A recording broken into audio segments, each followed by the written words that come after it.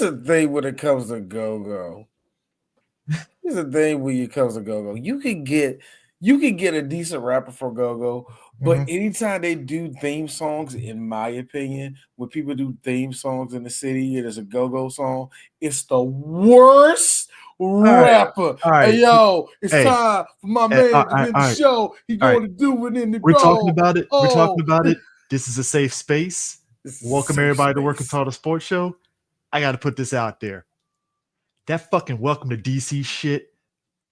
You didn't like Welcome to DC? I kind of like it. But maybe because they play it so much, and I'm like, Welcome to DC. This was fun the first 10, 15 times you played it. I don't like it though. I ain't that big of a fan, man. The one they did for the Commanders, I was just like, the one they did for the Commanders was. I like the city. Anyway, Chris. There's a reason why you get copyright music. There's a reason why Dallas Cowboy got Wiz Khalifa, We Them Boys, and just said, fuck it, we're good. Here's my problem. Nobody sees the sadness in it. That's a Steelers fan. A year before, he did Black and Yellow. And I gotta be honest with you. It carried that team to that Super Bowl that year that they fucking lost. But they went to the Super Bowl, dang it, off of Black and Yellow. And you know what Jerry said? That's the perfect song right there. See, you say them, We Them Boys. See, so they already say that. See, Dez says that. And what I'm telling you, Wiz, is that I love to have that song for the Dallas Cowboys now, because it's signed right here. Now, signed right here. Oh, you got some long coon hands. That's just. So. Do you know Wiz Khalifa is a very well-trained Muay Thai fighter? Yeah. Years ago, he did a video where it was like, it was weird. He didn't admit that he got off of marijuana, but he did say that like he had stopped drinking, but he was still doing marijuana because I think at that time he was pushing a new weed strain or whatever for his business.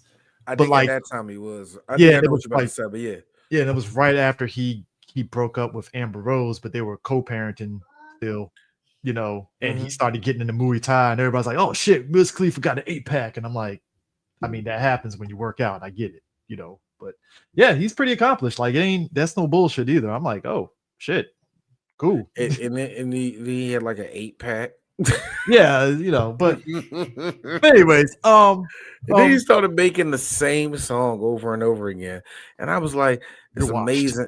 not that he's washed, because he's in that same area as Juicy J.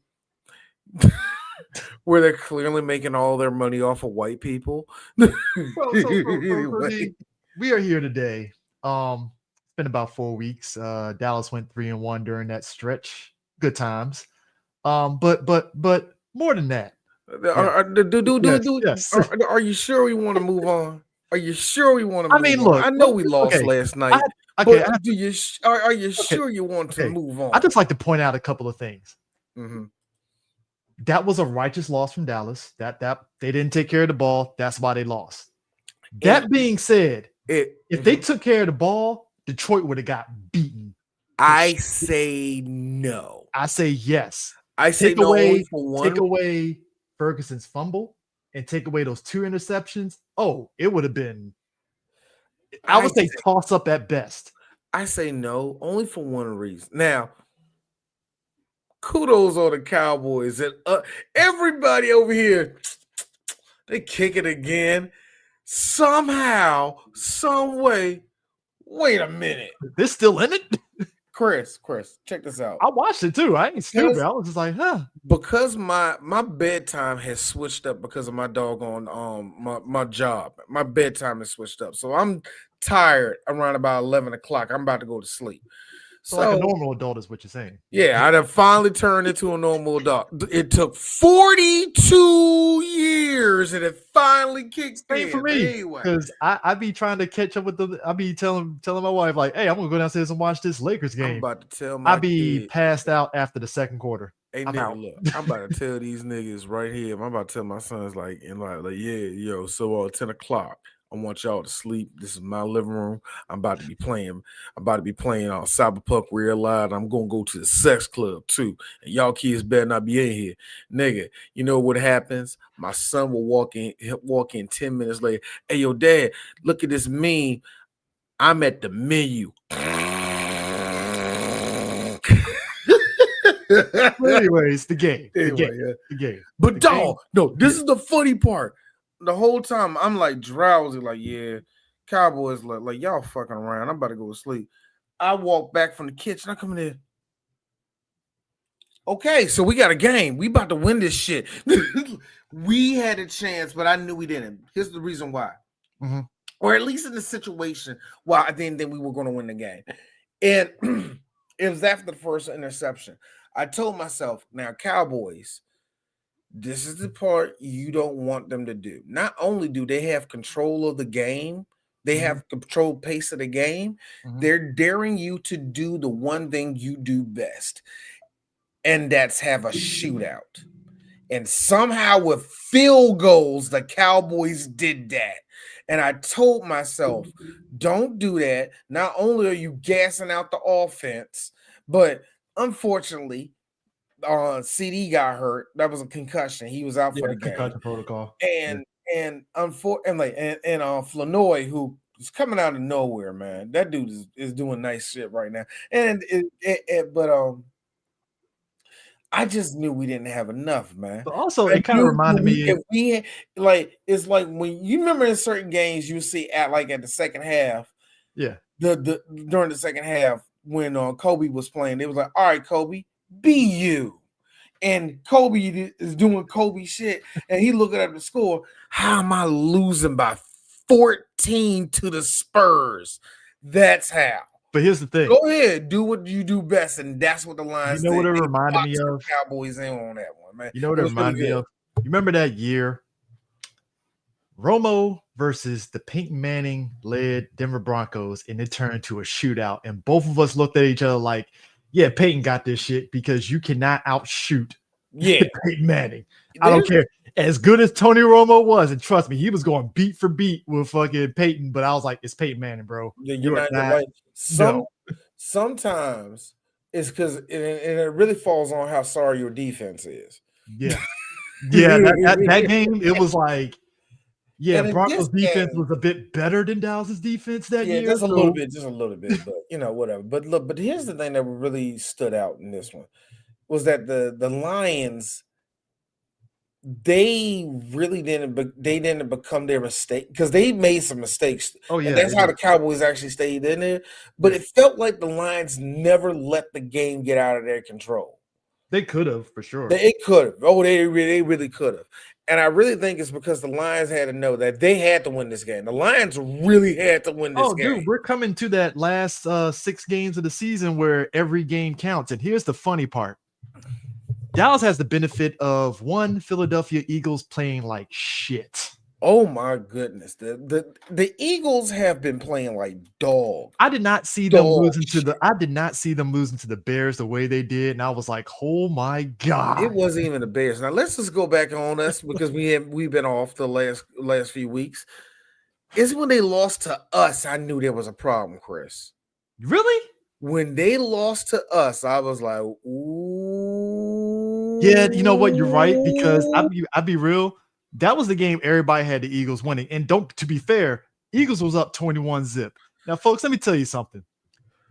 I knew shit was turning around when Dallas got the touchdown before the halftime, right? And I was like, yeah, okay, let me not celebrate just yet.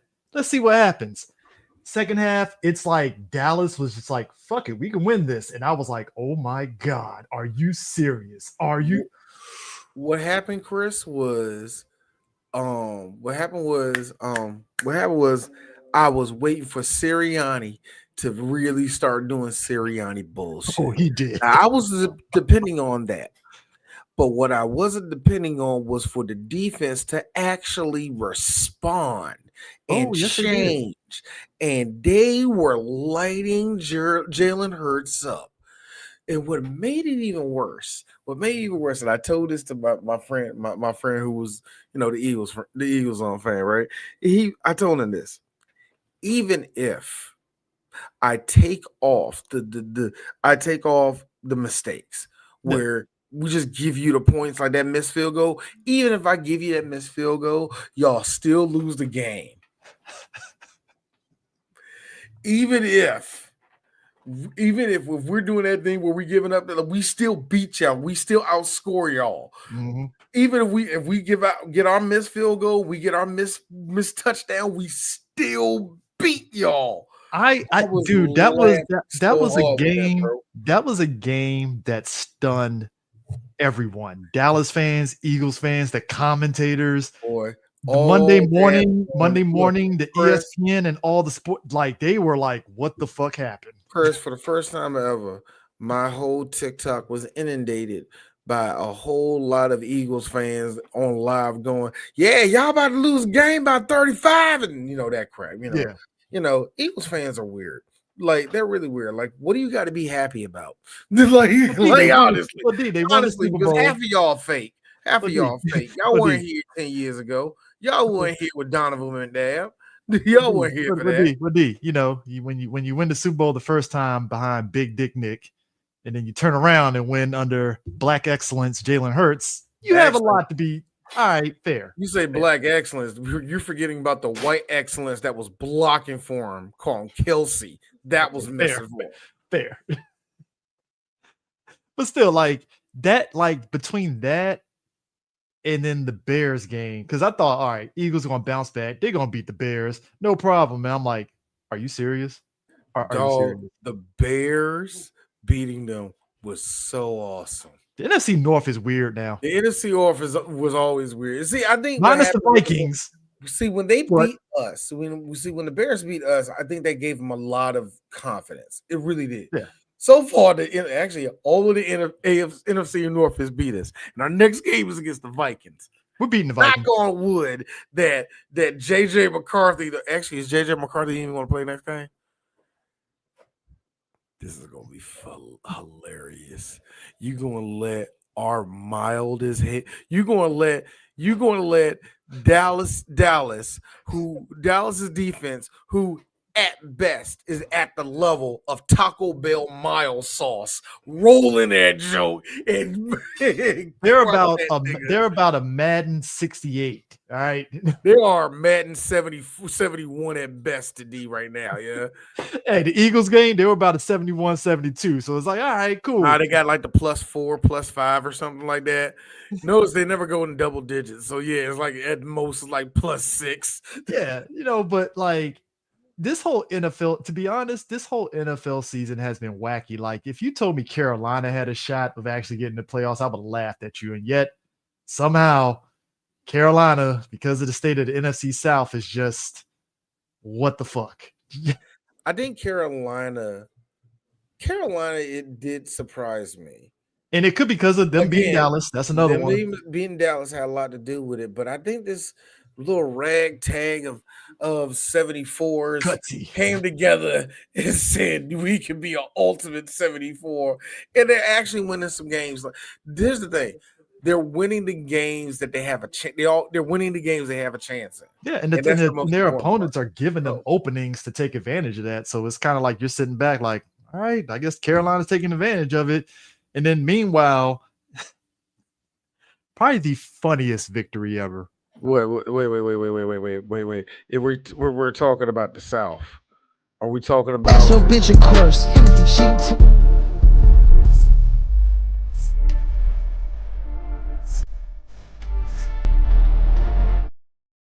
Here's the thing. I like Tampa. They're all right. I'm still question marks when they hit the playoffs. But let me be honest with you, more so than the Panthers. See, the Panthers, I can let this Cinderella ride go. I'm fine with it. Yeah. Tampa, if you were in any other division, you will be trashed right now. I mean, when you have the Atlanta Falcons as and the New Orleans Saints floundering and stuff, I mean, hey, it just is what it is. What can you do? But I think we are leaving the thing out the table here.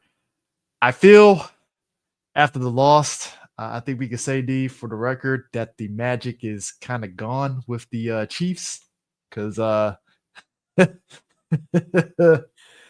right, Dallas beating them. I was like, Dallas beating them was one thing, but I think the bigger thing that really stopped them had to be the fact that, like, see, the whole season they looked beatable. Yeah. But the beginning of the season, they looked beatable, you know. And God, when it wasn't the Cowboys game. See, the Cowboys game was like, yeah, that was evident. No, they beat the Colts. They lost to the Broncos. This is when he had that Broncos game with Bo Nix. Yep. That's another thing that we're not bringing into. I don't trust the Broncos. This is the. I told you beginning of the season that Bo Nix was going to look good this season for some strange reason. I don't know why. Mid quarterbacks in that Colorado Rocky air just matches. And that's no offense to the great John Elway, who was like, he just does it because he's in Denver, and then he doesn't. He's in Miami doing that same thing. You're like, oh. You know what I mean? The New England Patriots are 11-2, and that fucks my head up every day thinking about that. This is not right. See, I had Drizzy Drake doing. I had Drake. It's funny. We got a Drake and we got an Arbery in the NFL. Anyway, hey, look! Tommy DeVito's on the bench, fucking taking notes on Drake May right now. Like, I can be that guy. Wait a minute, is DeVito on that team? Yes, he is. I didn't know that. He's backup. That is great. No, that is great. We got two characters. Yes, we do. Man, Drake May is having. Well, I don't know. We got three characters because we got no eyebrows Joshua Dobbs on the team too. So yeah. We got him. We got the three amigos. We got Spaceman. Yes. We got This is a who's who backup. These are two good backups. What's going on here? I swear, if the Patriots let me find out that Robert Kraft has found a GM that not only know how to make jokes, but actually craft a good team. I swear, if the Patriots somehow get to the Super Bowl this year, I'm just gonna sit back and be like, "What the fuck did we wrong?" Drake May is actually exceeding all expectation I had of him this year. Yeah, man. Because I really didn't think that he was going to come in and have the same type of. Now, but hold on though, D. To be fair, the Patriots have a cupcake schedule. I was going to say that this wasn't like where I was gonna say Drake May again. This wasn't like when Mac Jones came in and they just immediately just like, you know, you're the guy now. Ran over him. Sorry, bud. and Brian Belichick just like Belichick was all like, all right, cool, I guess. Belichick was like, all right, stand in the middle of the street. We're gonna run the bus over you. Yeah. Where's my girlfriend at? Where's my Speaking of which, girlfriend? Did you hear the stupid thing that might happen? She is pissed off at the Dan Le Batard show. And the one dude that's on there, I always forget his name, all white guy, he's a lawyer, talks like this, big mustache. Yeah. You've seen him before. Yeah. Very smart dude. I keep on forgetting his real name. But he said, she's coming at him. He's like, oh, I want that to happen. Do you know that I have a whole thing set up? That how I'm going to tear her apart, because it's not going to go to court. Let's just be honest. But if she does, I hope she does. I hate it. You know that's scary when a lawyer goes, "Do it." That's when you should just back away and just say, you know what? I'm not even going to do this. Like there are some like. Look at the current administration. Every lawyer is like, oh, we got that's who we going against. Psh, bet let's go. That's amazing to me. That I think that's the one thing where I wish I was a lawyer. You know what I mean? So I could just look at somebody and go ahead. No. If you want to take me to court, I want you to. I welcome you to. You don't know how effed you are when you get in that courtroom. I'm letting you know that now. So please, let's go to court.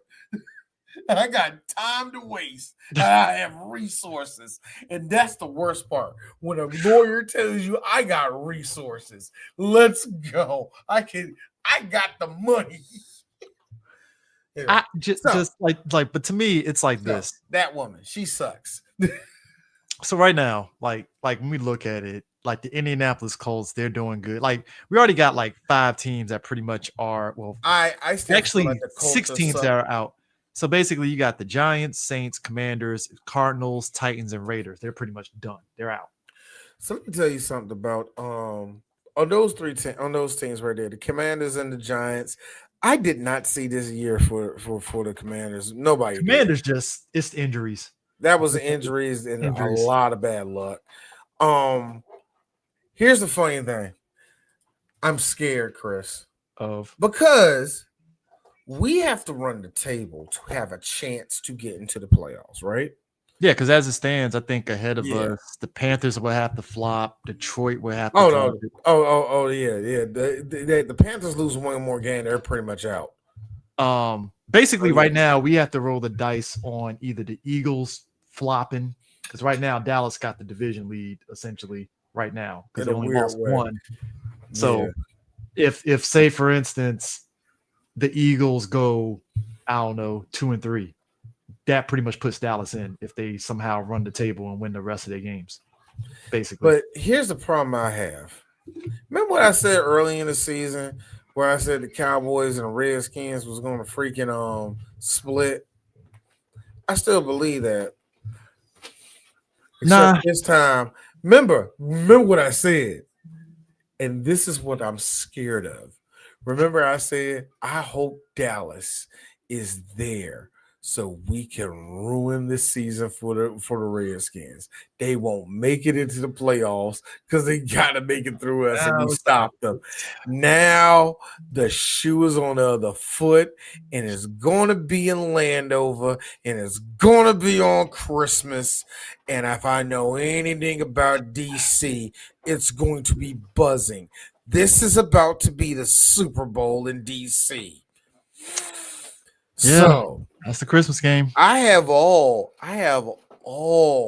faith that the Cowboys are going to win that game, but something tells me there's going to be a lot of shenanigans. I don't know. That morning, the ghost of Chuck Brown hovers over Northwest Stadium. And Chris, he just takes off his glasses. Show you right. And all of a sudden, you see like magic sprinkle over the field, and then the Redskins mow over the Cowboys. We're out the playoffs. I mean, because Dallas has the Vikings. Chuck Brown. They got Vikings, Chargers, Commanders, Giants. That's it. I think here's the thing. They're winnable games. All 4 of those games can be won. I think the Cowboys can make it though.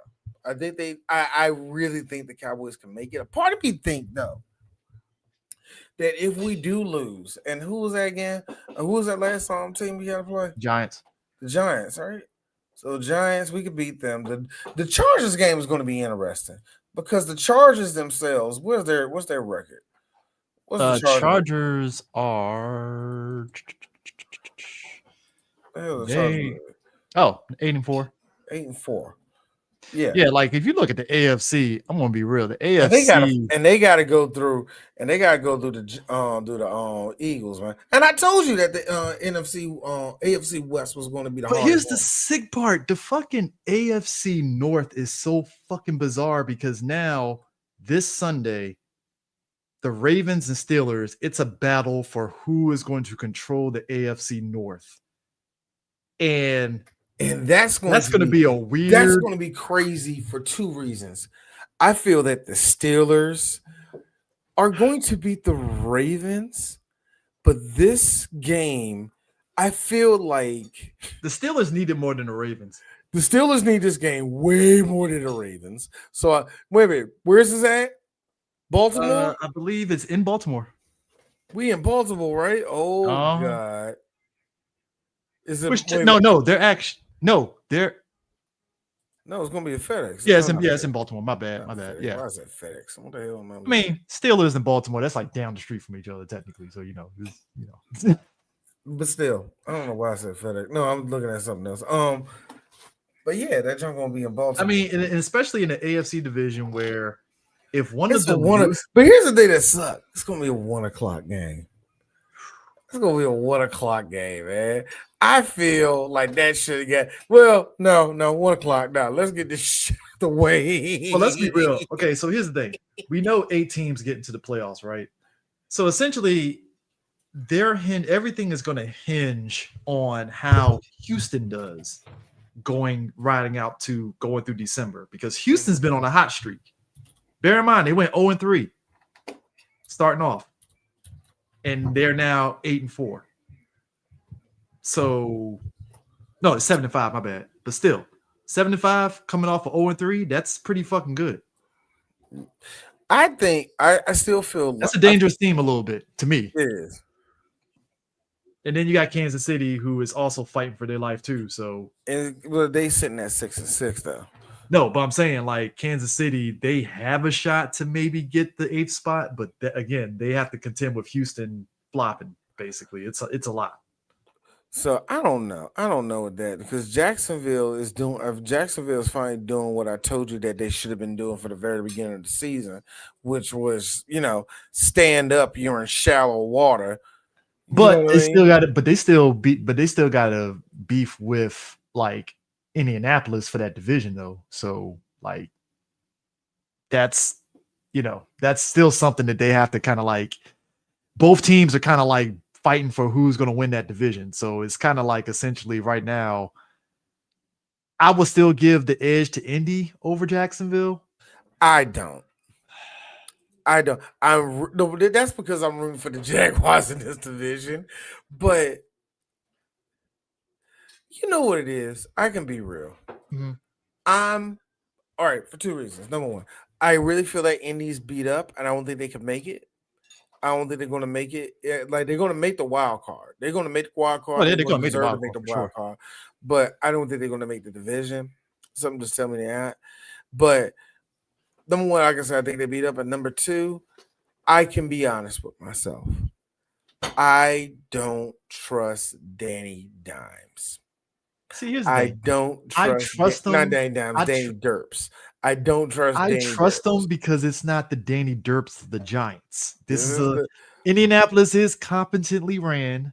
So but for now, Irsay's granddaughter ain't found a cocaine yet. All right, so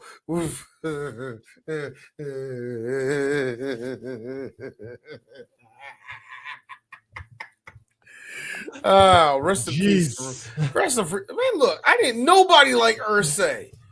You're right. Our boy Mo is no longer a Colts fan. By the way, I'm shocked, honestly. But no, you're not.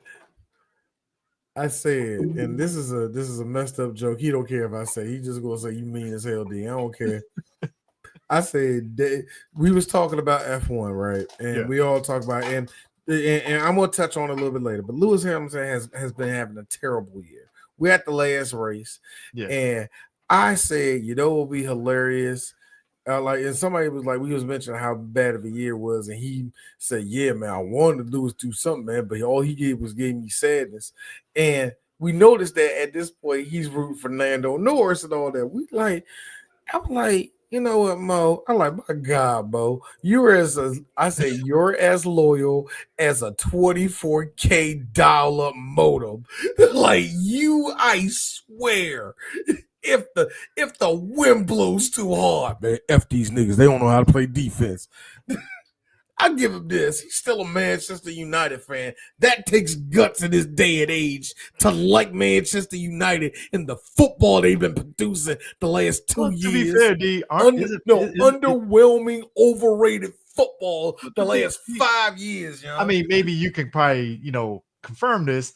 I thought Manchester United was like the Dallas Cowboys of soccer, basically. I feel like they're about to be. They're about to be old and overrated, still going off their past, still talking about, yeah, but we held down the 90s. Like that means something. You know what I mean? They finna be that way. They better be look. Thank God, Sir Alex Ferguson retired in the mid 2010s, still winning championships for them to at least they still got another like 8 years. They still got another 4 years before it's like what like seriously, they haven't won. I don't think they have. They've been up for a major championship, but they haven't won nothing since then. Sure. They haven't won nothing there. I think they didn't win the league either. They haven't won the league in a minute. Yeah, they haven't won anything. You know who else haven't won anything? Arsenal. And that's where we're done. Yeah. I haven't heard people. My team won. My team won something.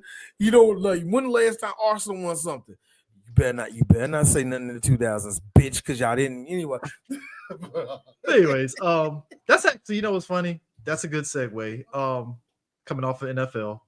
But actually, hold on. I'm not done with the NFL. What you got? I got one more. I got a couple more things to say when it comes to the NFL because I wanted to touch on it. But like you said, when it comes to the South, yeah, that's going to be tough between those two. When it comes back over to the Ravens and the Steelers, that's what I'm. Ravens Steelers. My bad. Back when Ravens Steelers, I have this feeling that just like I feel like this is really where both teams are going to fall apart.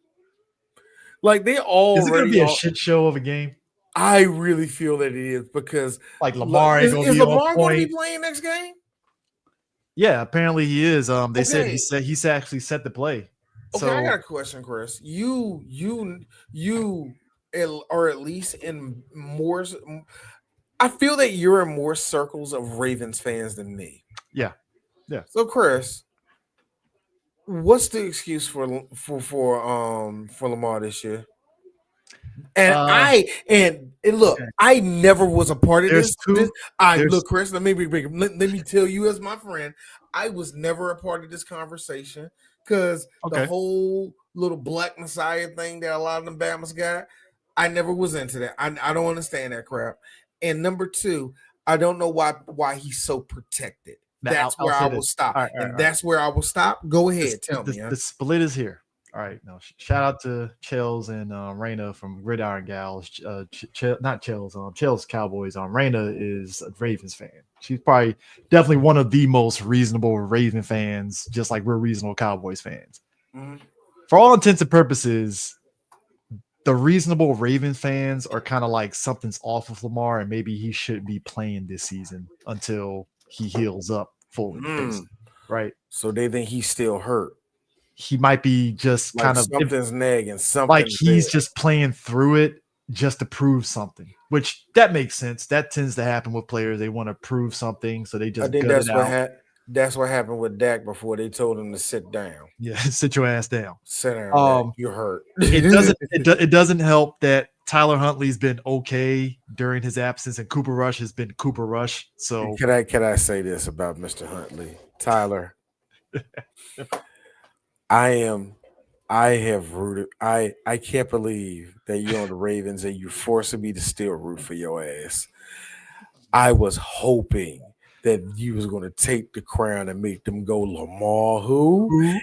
And then you know what I thought to myself? Hey D, yeah, what did he really do at Utah? I'm like, fuck you, leave him alone. I like Tyler Huntley. But let's make it perfectly clear though. Oh my God, I can't tell you one thing. Tyler Huntley cooked at Utah, but I can't tell you what game where he really did cook. The sick part is that, like, when you look at Tyler Huntley and Cooper Rush, right? Cooper did what we know of Cooper Rush when he's his backup. Like, he's only as good as a check down player can help him out, basically. Like, you're not going to get no Cooper Rush through for 50 yards for a dot. Like, he's not going to give you this. I can tell you this in full confidence. Hey, Cooper, get your check, black man, because I swear that man looked at Houston and said, "Oh, y'all want 3 interceptions? You betcha." my man, hold up. I'm about to hook all y'all up. You get a pick. You get a pick. Let me tell you something. All of the good-ish of Cooper Rush is still sitting in Arlington, Texas. That Cowboys, it ain't nowhere else. That Cowboys locker room, his old locker, it's there. Let me tell you something. If Cooper Rush, if somehow we play the Ravens and Cooper Rush came out there, he'll throw 400 on us. I guarantee you that.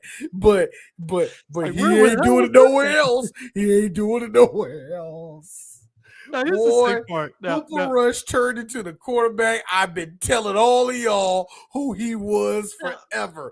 I like Cooper.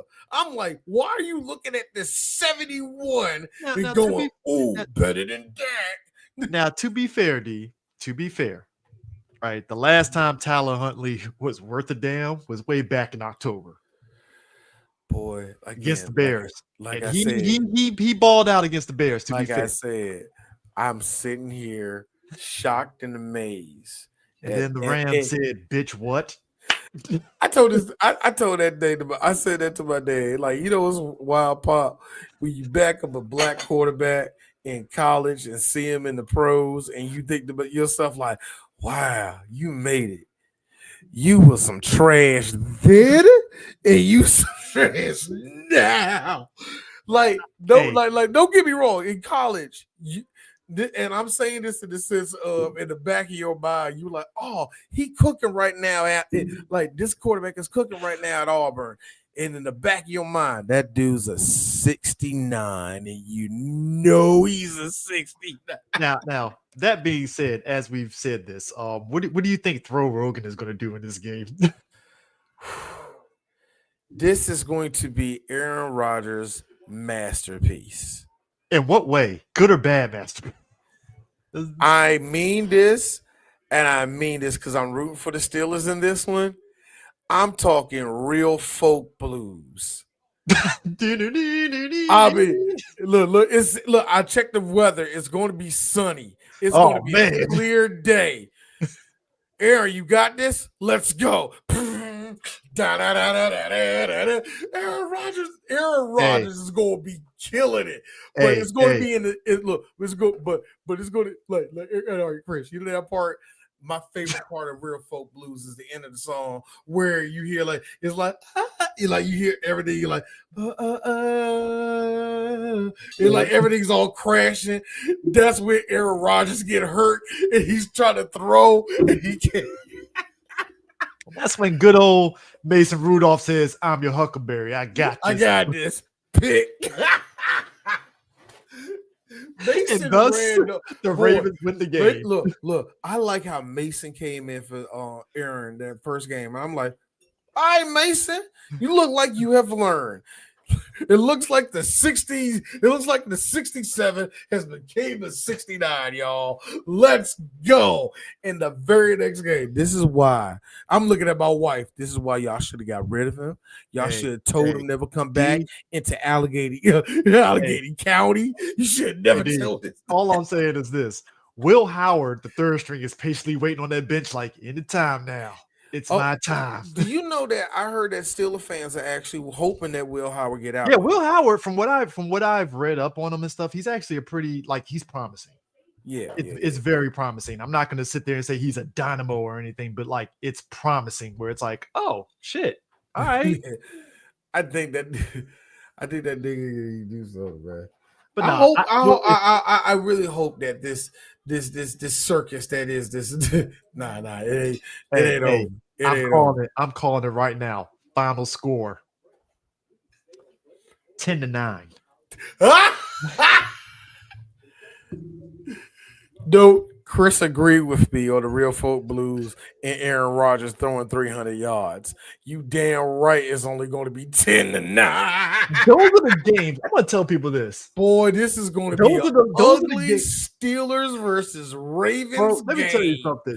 There is nothing disheartening at looking at the stats of a player and they throw for 300 or 200 some odd yards and you look at the final score and I'm like, this nigga threw for 280 and they only scored 10? The fuck happened?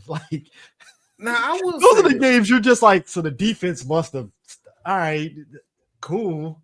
Now, Chris, we have already said it, and we're already exhausted saying it. Mm-hmm. This to me is it, though. For who? This is it, Mike. Oh, this Mike Tomlin. Mike, the only way you can make any of this work, if for whatever weird reason, you as a rich black man want to stay in Pittsburgh for some reason, for whatever reason you want to stay there, now is the time for you to do it. You're going to have to run the table to get back over 500. You not like you're already at 500. Look, luckily for the Steelers, they are already permanently at 500 anyway. But check this out: they got the Dolphins after them, then the Lions, then the Browns, and then the Ravens again. Okay, Dolphins winnable. Detroit, they're losing that Detroit game. And hold on, D saying it, they losing that Dolphins game too. No. They're beating the Dolphins. I don't trust them. They're beating the dog shit out of fucking Shadur Sanders, who got benched, by the way. Okay. Hold on. Hold on. We're going to go to them next. Now go. They're beating the Browns. Yeah, they're beating the Browns. If they somehow beat the Ravens the first time, the Ravens are beating them the second time, though. See, that's what I'm saying. I don't think this is going to be a clean sweep of either team. That's the thing. It's going to be split. If the Ravens win this game, say, oh yeah, that's because here's the sick part. Yeah. And here's the sick part. Just the cherry on top of it, D. That last game against the Ravens, I guarantee you, I'm putting it on here. I will put money on it. That's going to be the game that's going to decide who gets in the playoffs and who doesn't. And I'm gonna put it on even worse. It's going to be in Pittsburgh. I am saying it. Gotham City is going to turn into Gotham City. It is going to be snow and rain. I kind of want to see the Steelers lose this game this Sunday. The good people so they can win on that game. What the good mountain people of Pittsburgh call was a snow lightning snow. Lightning snow. yeah. I've been up in Pittsburgh when it's been snowing. And me been up there after it snowed.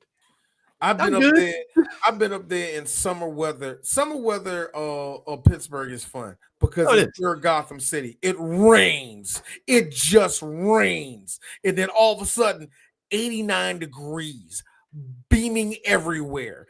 Then rain for the next 25 hours. So Seattle, basically, Yeah, it turns into weird Seattle. It's weird Seattle. It's mountain Seattle. That's what it turned into, yeah.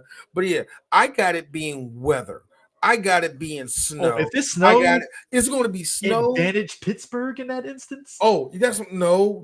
Well, no. Baltimore with that's what I'm saying. Henry, yeah. That's why everybody likes this rivalry. Oh no. It's like, oh man, Baltimore can't take it. Baltimore, like, yeah, we can. Hey, Derek. We have the same weather. Hey, Derek. You just get the. Say, hey, Derek, did you get your steroid injections in your ass yet? Time to do work. Boy, I will say this. Like I said, this is Mike Tomlin's. This is it. I just find it funny that the what if of all this is the fact that at one point, Mike Tomlin was on the cusp of being with the Miami Dolphins, and the Dolphins was like, nah, Tomlin's too hip-hop. And I'm going to take a page from what Bomani Jones said. He was like, that is the most ridiculous statement ever. Did they really think Mike Tomlin's going to come in there and start dapping up motherfuckers and just, like, he knows how to interview? What we're doing here. Like, they really thought Mike Tomlin was going to come in there. Hey, yo, there's a black man. Black. Yo. The man looks like he looks like he has a very professional face. What makes you think he gonna be all like that? That was weird. A very professional face, Chris. We do not care. That's a high school face. But let me be honest with you though, and I really mean this. Seeing those fans boo Tomlin.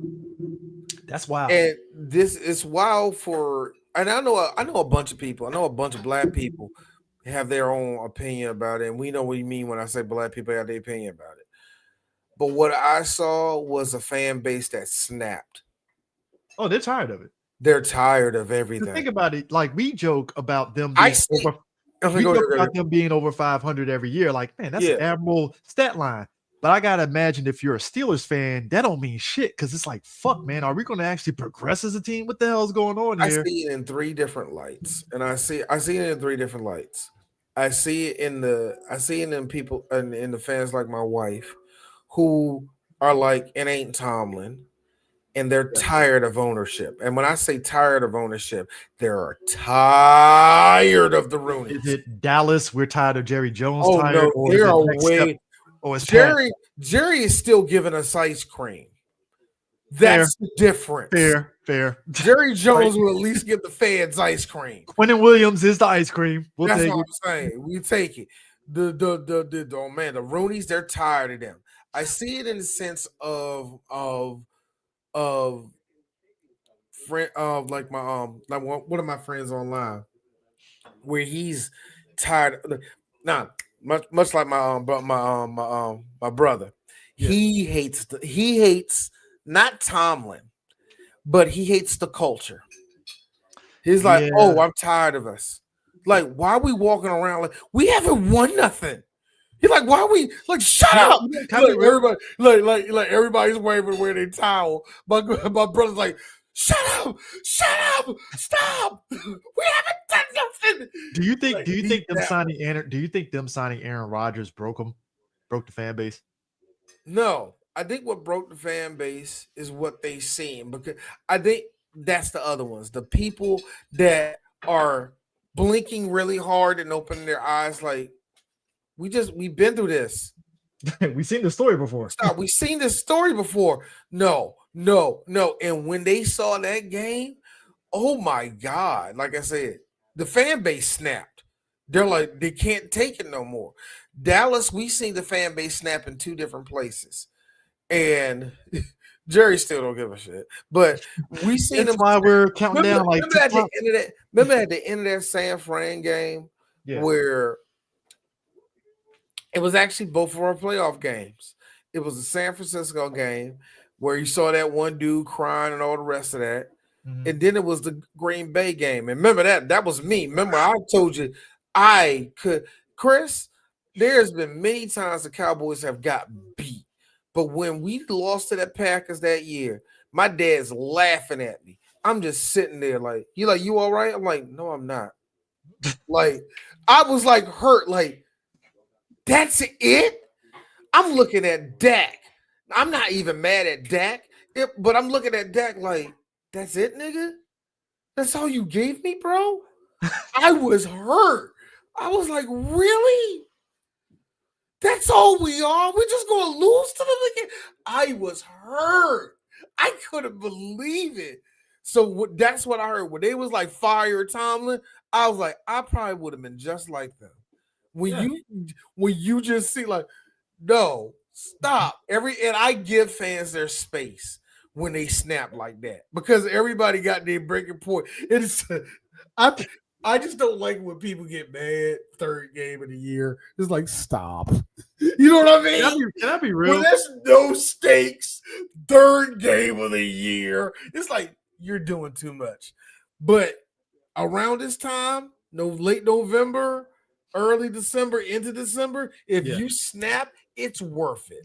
Because it's like, no, I've seen enough. But my thing is this, what's funny with the rivalry with the Ravens and Steelers, I feel the Ravens fan base is the same as the Steelers fan base in terms of where they snap at, because it's like, obviously, right now, I could tell you, I'm already seeing it because, they want Harbaugh the fuck up out of fucking Baltimore. He ain't going nowhere. Oh my God, I just realized that. He ain't going nowhere. One more thing before we get off, we need to get off this football shit. But no, for real.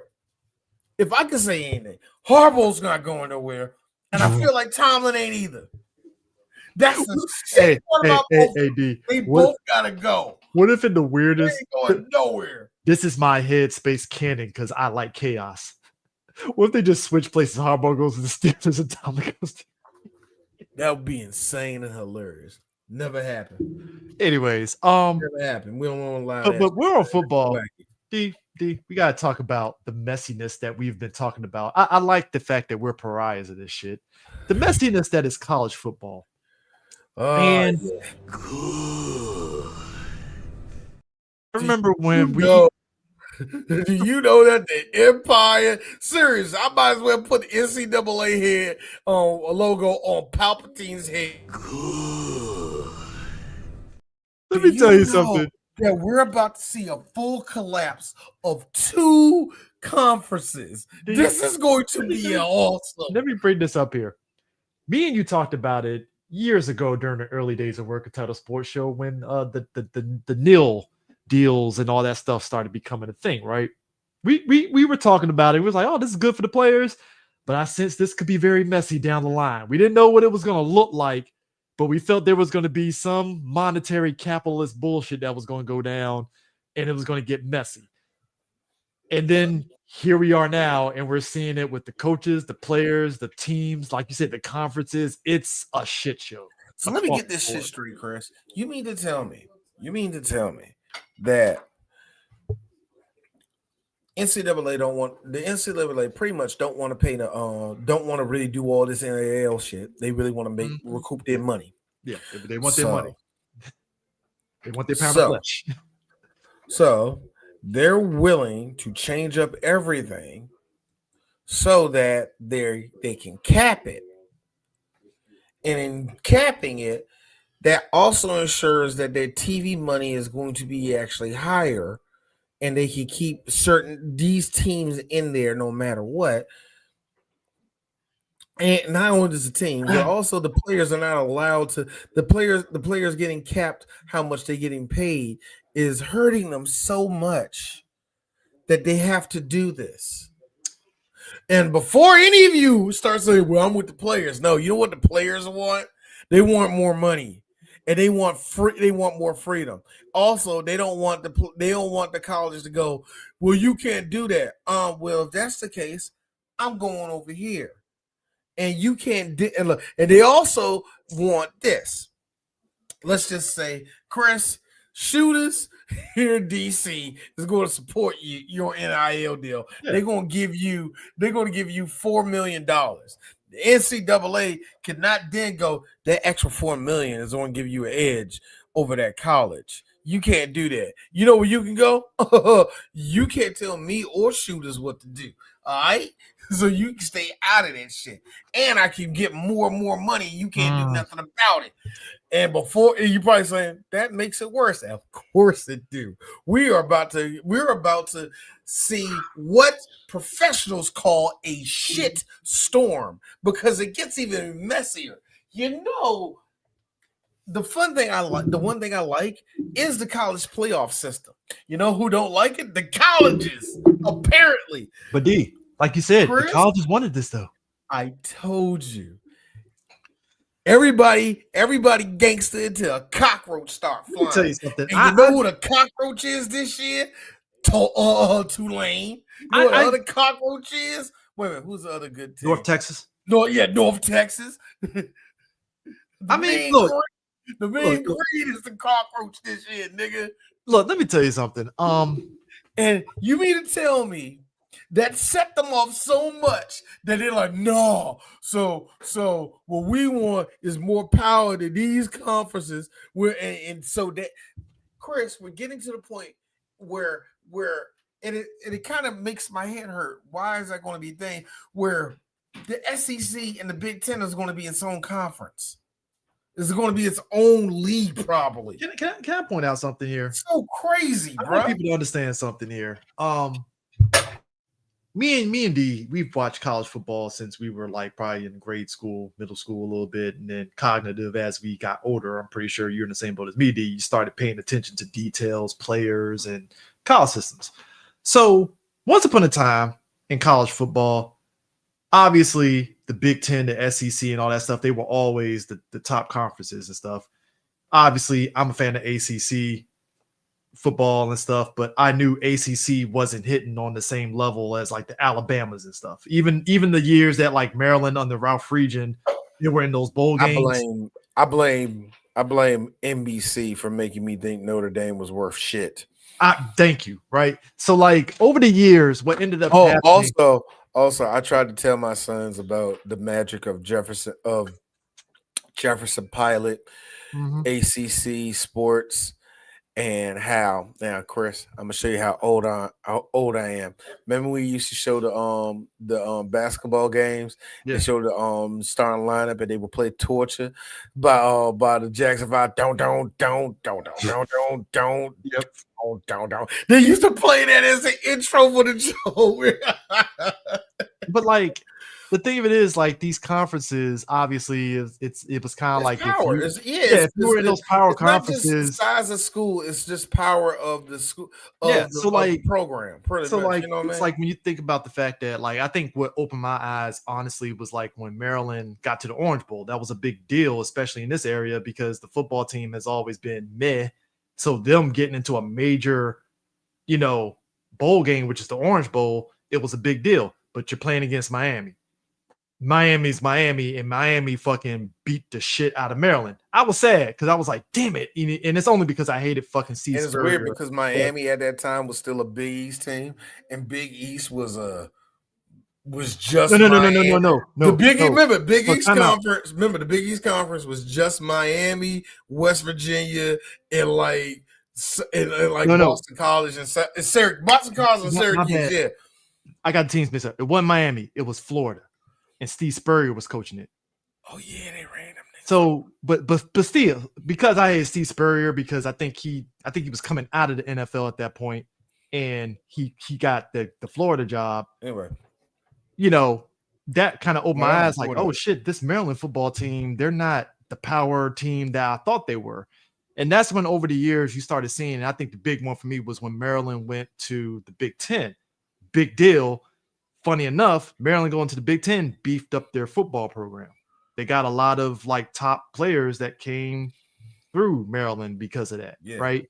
And that's when you started noticing, oh, so now we're noticing that if you're a school and you really want to compete, you got to go to those power conferences. And funny enough, Maryland going to the Big Ten helped them for football. But funny enough, Maryland's basketball team is already prestige, and that helped the Big Ten. I'm about to say that's the only reason why, because there are other sports. But that was the big thing. On the football side, you had to go to Big Ten or any other. That's the real reason. That's the real thing that everybody was laughing about. They actually kind of laughed at the athletic department about that, because it's like, this is nice and all, but we see those Ferraris and they on the football field. You want to tell us what's really going on right now, Maryland? Oh no, we went to the conference so we could do this, and this. Why is everything going to the football team? Again, it's for all of Maryland. Maryland's athletic department, like a lot of athletic departments around the country, apparently, just they're always either a level of corrupt or incompetent, and it's so weird. Maryland's is corrupt, which ironically Maryland's to me is actually more incompetent, corrupt. But they bid it. But here's the thing about Maryland, though. I would get their athletic department right. You would think they would just be so hyper focused on football and basketball. Funny enough, their lacrosse team has won championships, their baseball teams has won championships, and their soccer teams has won stuff. So it's like, well, fuck, everybody's eating. So I guess, all right, cool. There's really no reason to change too much with that, with the whole thing. But you, like, it was so funny. I was telling my wife yesterday I was mentioning something about Maryland. I was like, come the fuck on. You mean to tell me for 4 whole blocks in College Park, all of a sudden the roads are nice? Get out of here, Maryland. You're not fooling nobody. You only care about those 5 blocks, and outside of that, you don't care about none of that little area on Greenbelt Road that goes to the arena. Nigga, that's about it. The hotels by the colleges, them shits is perfect. You mean to tell me all the money you for? What are you talking about? You like I bet you better not say that. All that money you getting from the high schools every year trying to do their graduation. I know you ain't talking. Hey, look. Even the trap hotels by College Park are a little nicer.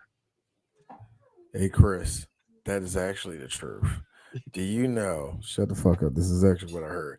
If you want real luxury with your $90 hotel room, go to College Park. Man. That is what I heard. Hey. They are still cigarette. Look, they're still cigarette. They're still cigarettes a little bit, but you still see the cigarette burns on some of the shit. But you're gonna be like, these beds are nice. It's actual carpet, and it's clean carpet. It's not like here's me. Don't turn on the blue light. Do not turn on that light. Do not turn on that light. If you love Jesus. But going back to this, so Lane Kiffin. The biggest point of contention is that with everybody bitching and moaning about nil deals and all that stuff, Lane Kiffin decided, hey, school over here paying me a lot of money. So, guys, I know you came to Ole Miss to be under me, but I'm going to take my services to what school is he going to? He's going to my school. He's going to LSU. He's going to LSU. He's taking his talents to LSU. And Lane Kiffin got booed at the airport when he got onto that private jet to go to LSU. And I'm like, you know what? This is why I don't blame players that look at the NCAA like y'all full of shit trying to get on us for the money, and yet you're letting coaches do this. I love how, first off, I don't like Ole Miss, but good on Ole Miss for saying no and the horse you rode in on. Get up out of here. You can't touch this team in the playoffs. And I know some people are like, well, he should be able to. No. You're gone. You know really why? And here's the double reason why. And this is the part that pisses me off, because I don't like that LSU is getting, not only are they getting Lane Kiffin, but you're getting Lane Kiffin coming from Ole Miss, somebody from your conference. Why you being messy? Mm-hmm. You just a messy hoe to me right there, yeah. Like, yo, man, LSU getting him is going to be interesting in the sense of, because I don't know, I think he'll be successful, but I couldn't tell you because I don't want him to be successful because I don't like Lane Kiffin. He leaves everybody. He's the absentee father. He's the guy. He's the father that tells you, "Hey, son, I'm gonna go out and get some pack of cigarettes. I'll be back." God, he like yo. If I can imagine Patrick Swayze's character from Fatherhood. No, what's the name of the movie? Him and Keanu Reeves. Point Break. Yeah, imagine his character from Point Break. How many baby mamas and children has he not seen? Whew. That's what I think. That's how I feel about Lane Kiffin. He's on that same. You're just gonna leave me after this heist? Yeah, get the money and run. Hop in the helicopter. That's what I'm saying. Imagine you're a player and you're like, "Oh man, I'm gonna go to Ole Miss and play in the Lane. It's gonna be great." And then Lane looks in your eye halfway through the season and says, "Yeah, so LSU, gotta take my talents over there." I know quite a few of them going to hit that portal. Yeah. What? Follow him to LSU? I think a couple of them are going to go to LSU. A couple of them will.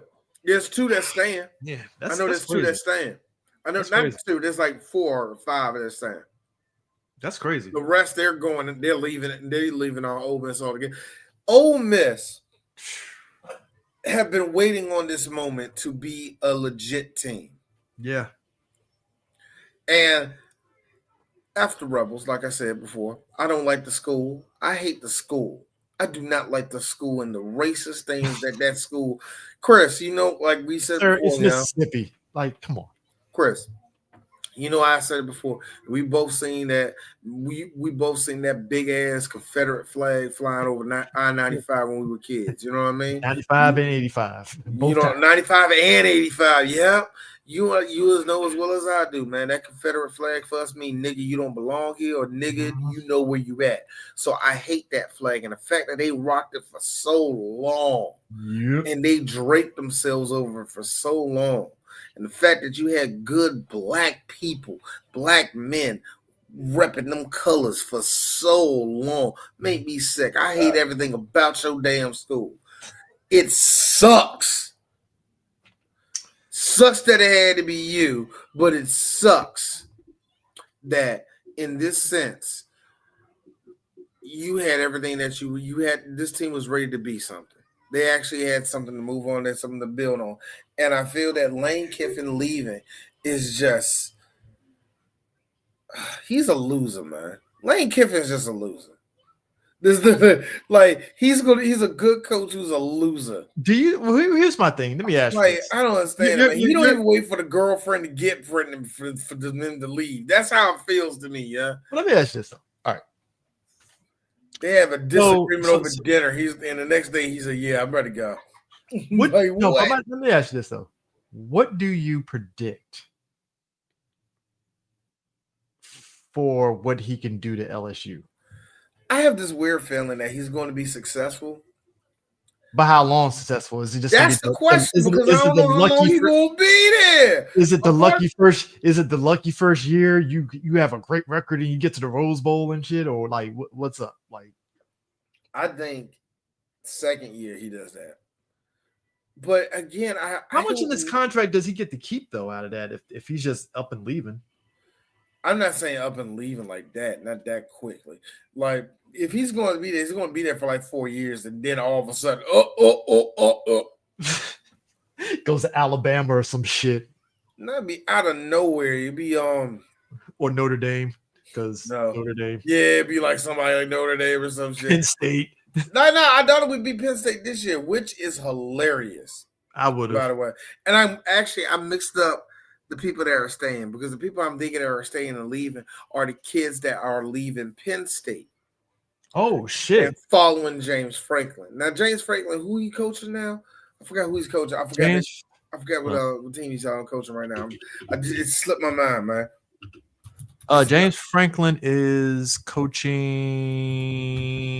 Virginia Tech. Yeah, Virginia Tech. Yeah, a bunch of kids that he had on his recruiters. They already jumped to the Hokies. Damn. And then, like I said, and a bunch of them already hit that portal and they're about to leave. And about 6 or 7 or 8 of them are staying. And and it's really important for those 6 or 7 or 8 because if there is a weird chance that the program is going to be good in the next 3 or 4 years with whatever coach they get, those kids are going to be legendary because they stayed when everybody left. When James Franklin left, he said, "Just think about it; those kids are going to be legendary." But that being said, though, you see all those recruits jump with James Franklin. Did James Franklin deserve to lose his job? I said no, but they had enough of him. But you know who does need to lose his job, Chris? Locksley needs to lose his job. I want him gone. I'm tired of this. Because Malik is going to be leaving because of you. You know that, right? Really? What, you think he's going to stay in Maryland? Look at this place, Chris. Where is the flower blooming at for him to go, well, maybe there might be a bright future? Tell me. Look. This team is trash. Man. I was scared. The last 4 years with Locksley, we've been like, oh man, maybe. I mean, look. I think Malik will stay if they do fire him. That's a good question. Because I think you posted that TikTok. Hold on now. Locksley is going to be in next year. But something has to change with the culture at Maryland because I think that TikTok video you posted up, I kind of forgot about that being the thing, but it's just like, oh man, everything's good with Maryland. Then all of a sudden, shit, they turn to crap once October hits. Yeah. What the fuck? And I keep and Chris. And that's what hurt me because they going on this damn they're on a 7-game skid. That's insane. You were 4-0, and then now, boom, 7 games. Like that should get you fired automatically. Here's my thing, and this is the fun part about it. The fun part about it is that, like you said, that not only that, he's guaranteed to be here next year. We do this every single year. The thing that stands out for me is what we said in our last episode, and I really mean to make that clip because it hit me as I was saying that to you. It's weird how the Maryland basketball team feels like they are a part of the Big Ten. And it's amazing how Maryland football still feels like it's a part of the ACC. That's how it feels with this team. Maryland plays like they need to be in the MAC. They feel like they need to be in the the football team, right for sure. Basketball team, this team, yes. Like if you told me that they were in the Conference USA, good. Maybe we might build a program out of that because we suck anyway. All right, man. All right. I mean, it's just, to me, it's like when you look at it. Okay, just going back to the whole Neal thing, right? It's just crazy to me, like with all these college coaches just out the blue getting money thrown at them like it's nothing. That's why I just laugh. And I'm glad everybody's just laughing at the absurdity of folks talking about, oh, these players ain't loyal to this school. I'm like, these fucking coaches ain't loyal. They're not. So if the players see, it's like if the players see the coaches jumping ship for money, what the fuck you think the players are gonna do? Like that's why I laughed at like what that everybody talking about when Deion got to Colorado and the kids hit the portal to want to play for Colorado. I'm like, why are you complaining? Like that, if the kids want to play with Colorado with Deion, why not? Like, what the fuck? Like, you gonna blame them for leaving your school? Like, that's if the coaches are doing it, why not? At that point. That's game is that point. They're gonna jump for that, man. You got to, man. Like, here's the also thing, and I hate to be this. Maybe Nick Saban was right. Some of y'all probably do need to jump out now. Because a lot of y'all can't take that, man. But here's the other thing. Speaking of which, Chris, next year is it for Deion. Oh yeah. That whole thing with sink or swim. I mean, bowl game or not, next year's his last year. That's what I think. I think, my thing is this. His son ain't there, so it's like you have to ask yourself, was it just the talent that got it over instead of Deion's coaching, or was it just the perfect storm of just everything happening? We have seen awesome 4 to 5 lost teams in college before. Because look, that's where I'm going at. They were never ranked. They were never this powerhouse. Deion just had these kids believing that he's a good motivator. Deion's a great motivator, and that can only take you so far. And they don't figure out Deion's defense and offense and how his team runs. And I feel that Colorado, they're going to go back into the hole that they were in before Deion was there, because they're kind of not ensuring their future after Deion right now already.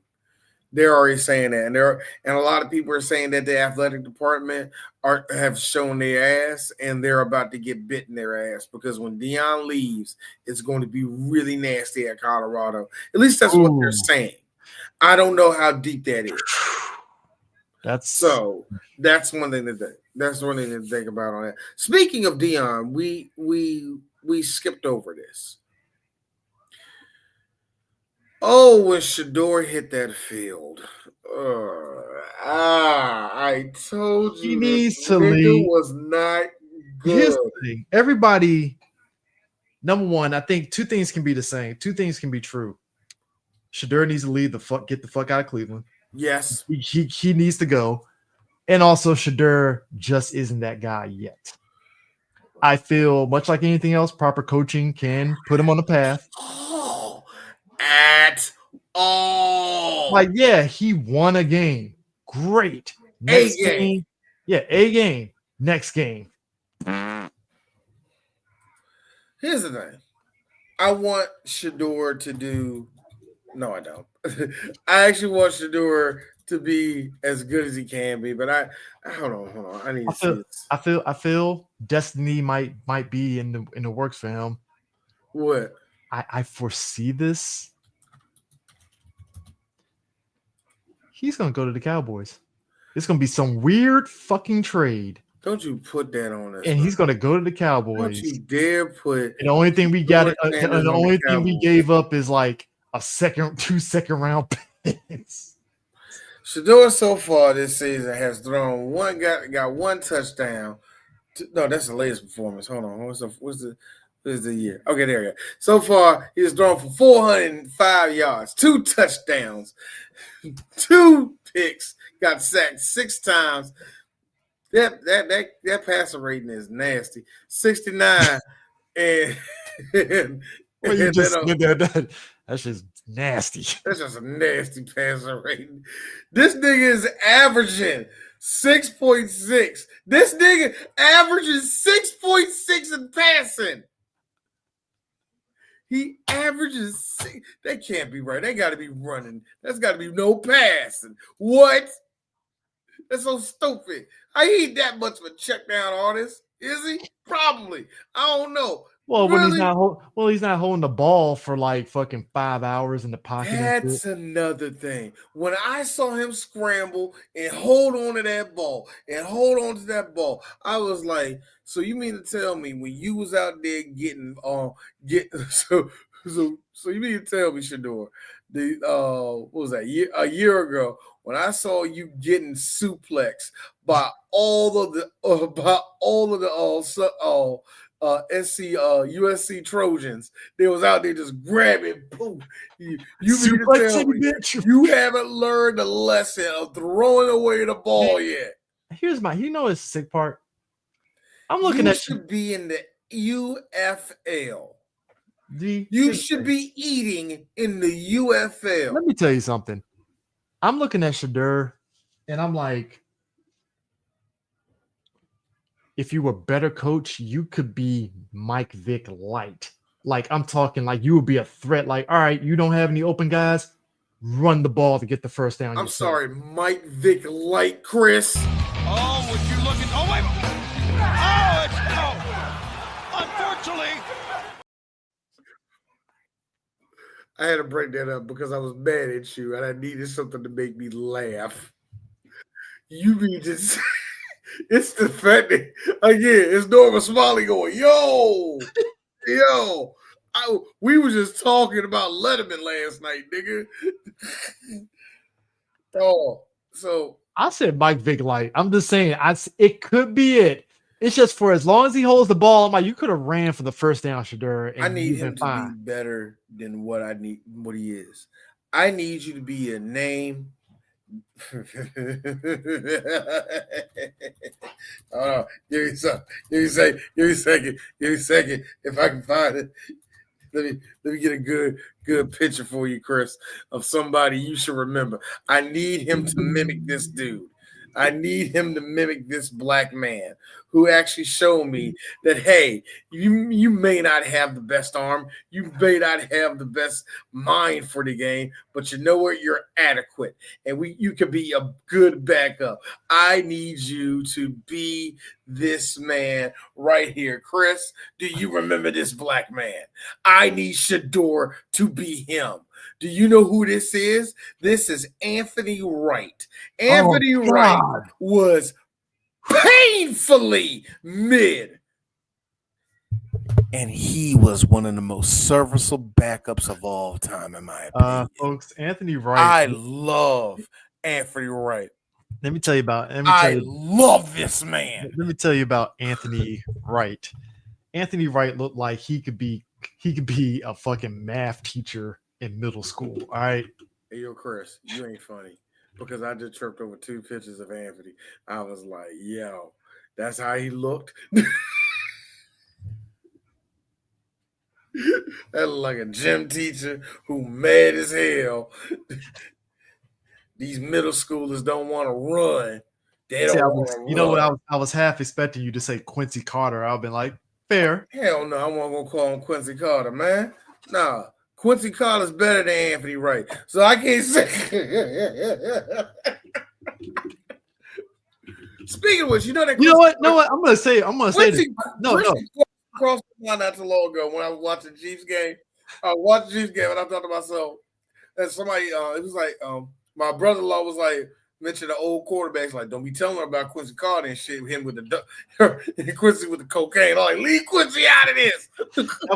that was my coked out quarterback. You shut your mouth. Quarterback. You don't get to speak on his nose candy habits. I like how Quincy Carter sat there joined the Cowboys. It was like, I got to keep this legacy going. Cowabunga it is. Gotta admit. You, Mike. Now everybody is seeing what I have seen for the last couple years. All right, that's actually kind of funny. I wish Quincy was as good as what we thought he was going to be. He was decent. I ain't gonna say he was. Here's the thing: we fancied him an 81. He was never an 80. He wasn't even an 80. D. He was an 81 to us because black quarterback in Dallas. Actually, he was an 82 in John Madden. So that 1 year, and I think after that he was like a 74 or some shit like that. Then he got downgraded. And I like how Madden to go from 82 to 75 the following year. That's Nah, the biggest disrespect was, now I understand Tony was on the bench and he was like a 60 something, but the very following year, man, he was a 74. That was one of the biggest disrespect things I've ever seen in my life. The very next year, Tony Romo was on the bench. Like I said, I understand it. He was going to be like 60s. And the next year, where he was a starting quarterback for the Cowboys, he was a 74 in the game. It was one of the most disrespectful shits ever. I don't remember. What was his rank in 2K5? I don't remember, bro. I didn't see it in 2K5. I don't remember it in 2K5. But anyway, whatever. But yeah, bro. Nah. It's just to me. Football. That's been football, man. But so NBA. So CP3. The CP3 situation is funny to me because when it really boils down to it, you have a player that just wants his team to win. And the ownership looked him in his eye and said, "Fuck you, old man, you're out of here." And I'm like, Chris, we got a whole lot of problems right now. Do you know our owner is Hey D, we're 3-18, man. We want to come up 3-18. Crazy. Do you know that the Clippers owner is trying to duck charges about him making a fake company so he can pay Kawhi his money. To pay Kawhi his money. And at first we all said, "Oh shit, he's gonna get away with it." Yeah. Now it's looking like, "Oh shit, he probably not gonna get away with this." Adam Silver is looking at that because Adam's like, "Oh shit, he's probably not gonna get away with this. And this is gonna make me look bad because I approved of the crap that went down on this." Meanwhile, the fire is still burning hot on us believing that every game is fixed. Also, very early in your season, LeBron James is looking old. Number 2, Giannis is hurt. CP3 was told, "Go home." And that's on top of all the gambling shit too. Zion, like I said, yeah, the gambling thing is still burning hot. They're still investigating. They're still finding bodies. Hold on. Zion's knees, ankles, and butt bone are all fried at this point. Well, D, that's what happens when you out here, eating good and fucking strippers. The Wizards somehow, some way keep finding ways of looking more sorry by the day goes by. D 3-18. Shut up, Chris. Go for the tank. Chris, this is going to be one of the most prettiest takes ever, but everybody is overthinking this, and I need y'all to stop overthinking our tank, okay? Okay, because you're going to jinx it, and we're going to look up, and we're going to be 22. We're going to have 22 victories, and we're going to be like, "Fuck, we're going to that ain't short nothing. We're going to be 6-pick again." And nah, because I'm a homer. D, we're going to look up. How the fuck did the Wizards get into a playing game? Fuck, that ain't funny because that makes it even worse. That means we ain't going to have no shorts. Dog, look, and that's the funny thing. Also, Hold on, we're not done yet. Ja Morant looks like his chances of being a superstar in the league are done for. Well, that's what Trae happens. Young is hurt, and they're already talking about it's time for you to leave Atlanta, Trae. And Trae is like, I'm light-skinned and I'm still worth my worth a damn. Circling back to the Wizards, I saw somebody put up the most bizarre logic here, but they're saying if that's the case with Trae Young, Wizards might try to get Trae Young. I don't think we should. I do not think we should. I mean, DC's Atlanta too, so fuck it. It'd be funny. Actually, what do they want? They're gonna take all the young people. We won't give them all the young people we need, man. Fuck. We give them Trae because Trae Johnson looks like he's still tradable by some dumbass up in the front office, and then he's gonna be next to motherfucking Larry Johnson or some shit, and we're gonna be like, well, he ain't on the Wizards. So don't do that shit. Don't say we got Trae for Trae Young. Don't do that. I don't want Trae Young to light-skinned ass here just so you can go, it was better down in Atlanta. I don't want him to do that. But nah, Future always came to my game while they never show up. That's what he's gonna be like. Meanwhile, Wale, I don't even fuck with the Wizards. Actually, Wale does fuck with the Wizards. Wale's a Wizards fan, man. Yeah, he was. Man. But nah, but just that, the shit with Zion is just like, man, that is some grand opening, grand closing shit. Like, goddamn. Hold up, and it gets even funnier. Hold up, and it gets even funnier. I said the whole thing about Ja Morant being fried in that whole thing. Also, one of the untradeable niggas right now is also one of your stars because he has an attitude problem. That's LaMelo. Nobody wants to deal with LaMelo and his BS. That's another one that everybody's saying he should go to the Wizards. I think LaMelo needs to go to a playoff team with a coach. So my thing is, if there is one thing I want the Wizards to do, I really mean this, and Chris, you would agree with me. Yeah, of course. Washington, get Mike Malone now. He ain't doing nothing. He will come into DC. He will lay down what he wants in his team. Sure, there's going to be 4 people that got to get off this squad now. Mm-hmm. But get Mike Malone. I guarantee you the Wizards will be in the playoffs in the next 2 years, and within 4 years, we be fighting for the Eastern Conference title. I guarantee it. We need Mike Malone in DC. If you want the Wizards to have any chance of to looking like a championship team, for Ted Leonsis' Jewish Greek heart not to give out on us, so he can see his team, so he can see what Abe Poland didn't get to see, a successful Washington basketball team. This is our chance. Get Mike Malone in DC as soon as possible. Yeah, he just chilling on ESPN right now collecting. That nigga ain't doing nothing. Get Mike Malone. Oh my goodness. Guy coached the championship team. I'm not kidding you. We get Mike Malone, the whole ish is turning around for the Wizards within a year, man.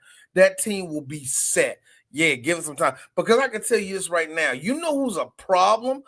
Alex Sarr is going to be a serious problem. Mm-hmm. We might be looking at the birth of maybe the second best center in the league. This dude is going to be worth so much money in the next 3 years. I don't think the Wizards are going to let go of him. That's why I'm confident of all this, because he is showing real promise already. Even in these losses, he is showing real promise. Here's the sick part, and this is just me, like watching the Wizards this season. Again, they're 3-18, but it's like the games are winnable in ways in which it's like if they just had a little oomph, they can tell. It's like I think that's why I'm like hopeful that they can turn it around, because it's like they're almost there, and it's just what we're dealing with now with Chris Middleton. You remember how the joke everybody makes with Chris Middleton, how he has a schedule of what he turns into. Yeah, we get that now in games with him. We don't get that through the season with him now, because there are times where and I really mean it. Chris Middleton has a Jordan switch where he is because he doesn't look like it, becomes incredibly athletic, becomes like he turns into Jordan. Then all of a sudden, he's back at Chris Middleton again. It's weird. So, but you can tell Chris don't have it like he used to. CJ still can drop 40 on you. Hey, CJ McCullough. Hey, look, man. I said that you was washed. I take it back. Washed niggas don't still throw 40 on niggas. You know what I mean? Even in a loss, I respect that shit. So, hey, but CJ ain't got it like that. He ain't gonna lead a team like that. It falls on everybody else, man. George still looks good. Bilal looks nice. I don't like how Koulibaly got to play the two. I mean, not Koulibaly. Bud, how they got put Bud Carrington at the motherfucking 2 instead of the 1 because Bud's a true point guard and a real good point guard. Again, all this. That's the weird thing because if they put Bud at point, I guarantee you we actually be winning games. But whatever. That's neither here nor there. But the CP3 Chris, thing I see what you see. We're losing games upward. But last night, I'm going to say it. We got raped. We got the Boston. It's the Celtics. Here's the okay. That was look, nigga. When it was 88-129, I was like, stop. Here's the sick part. The Celtics are not in their final form and they're winning games. That's the insane part about it. Hey man, look, man. If your Beijing falls off your head mid-game, you be mad too. That's another thing of the madness in the NBA. The Beijing is falling off everybody's hair. But also, to your point, though, and why I feel the potential for the Wizards is there, the Detroit Pistons are the number 1 team in the East right now. Detroit is looking very good. And Detroit, and people forget, Detroit was slumming it for years. A lot of people think that's what's going to happen to the Wizards too. Because I told you those 2 years when they was down there with the Wizards, Cade Cunningham was going to be a superstar. He's not superstar yet, but he's about to be there. That's all. I told y'all. Cade Cunningham was the truth, man. I love that dude, man. I didn't think it'd be this quick, but here we are. There's one more thing in the NBA that I think I'm missing. That's been pissing me off. That made me question shit and all that. I already said about LeBron looking old, and yeah, I have nothing on that. I really don't. First game he didn't score double digits apparently. I haven't. LeBron's about to be on some goofy time right now. LeBron's going to do a tough time right now anyway because I think his image is taking a hit, and like I said, this is rough, man. Oh, it is. This is rough right now. This right here is making me say, yeah, LeBron, next year you're done. Do the farewell tour next year, bro.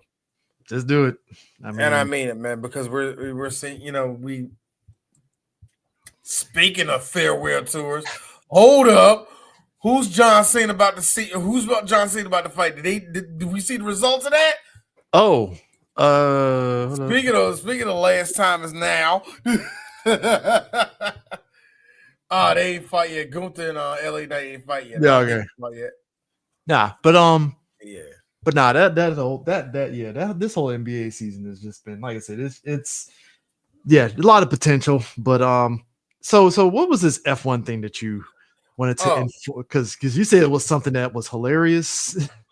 Okay, so with all the craziness that has been happening this year in the F1, we are finally at our last race, and I gotta tell you, mid-season we said, "Oh shit, McLaren has already pretty much won the constructors title, so it's going to be between Lando Norris and Oscar Piastri." Well, Chris, a couple of weird races, a couple of bad races from Oscar, a couple of really good races for Lando, a couple of real good races for Max, and F1 shenanigans from the FIA. That's all D will say.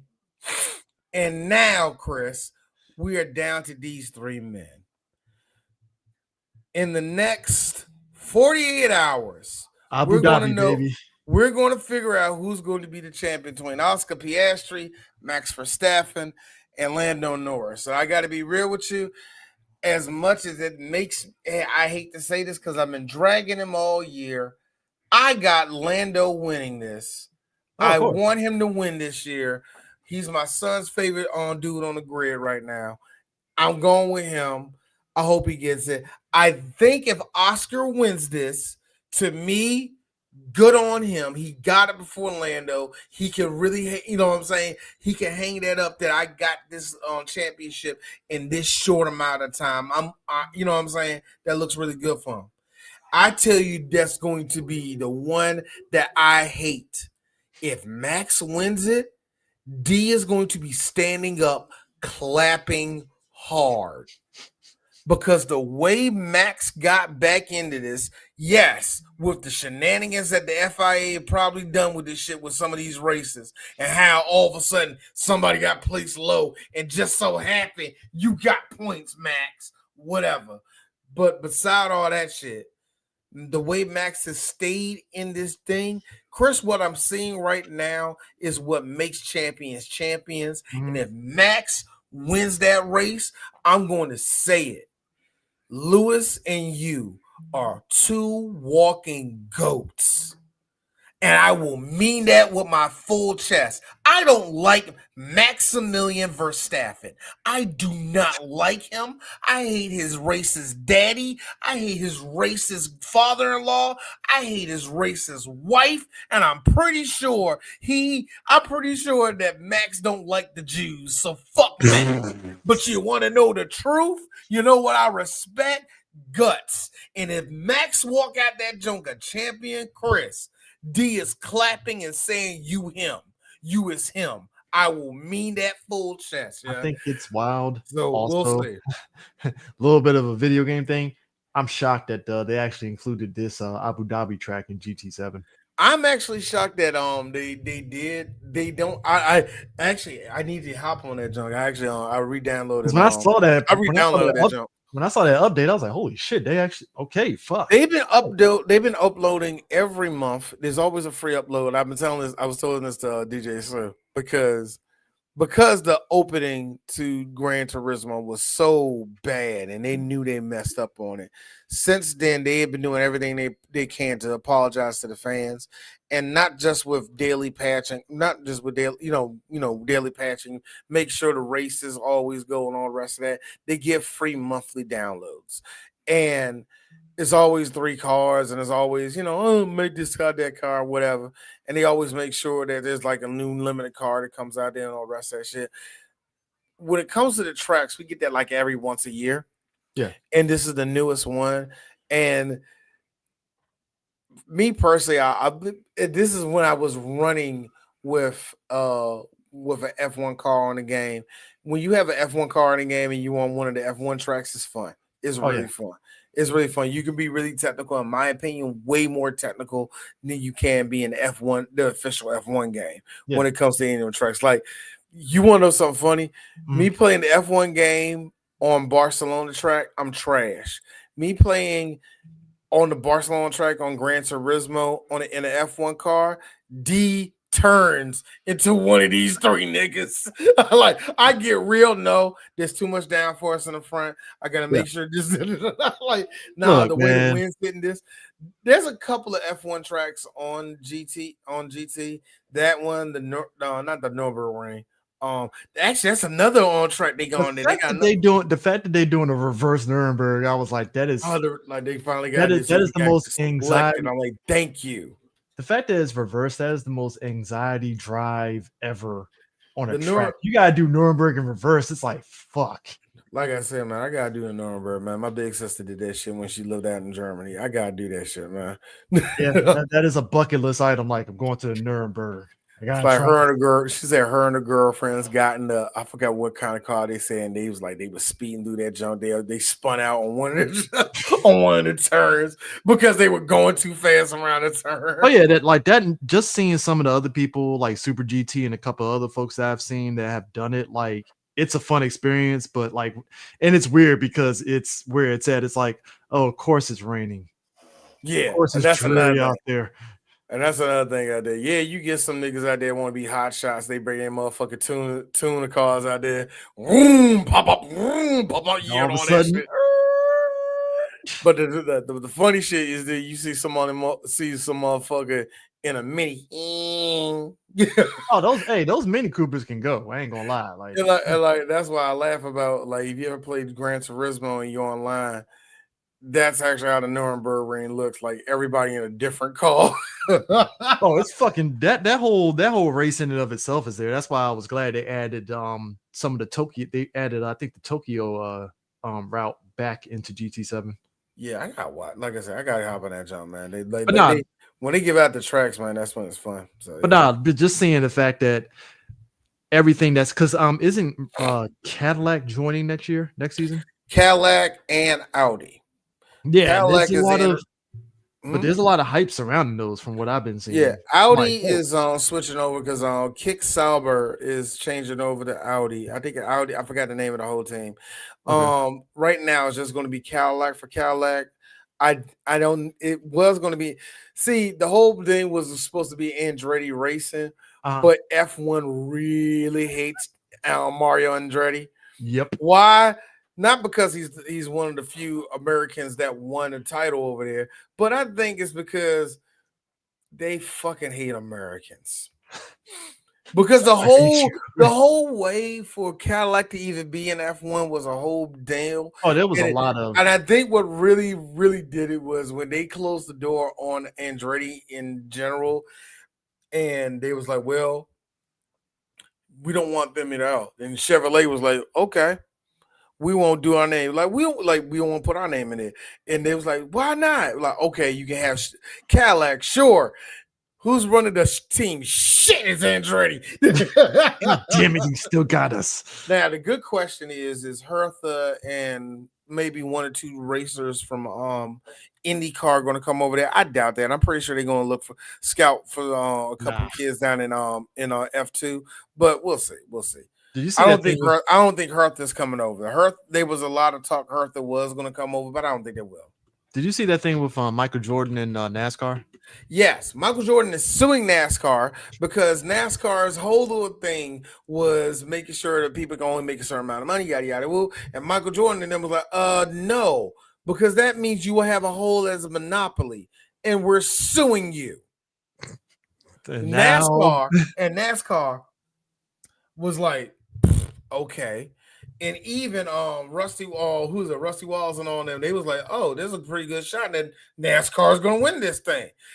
And then when it came out that the judge was accepting all of the shit that Michael Jordan was coming in to put against them.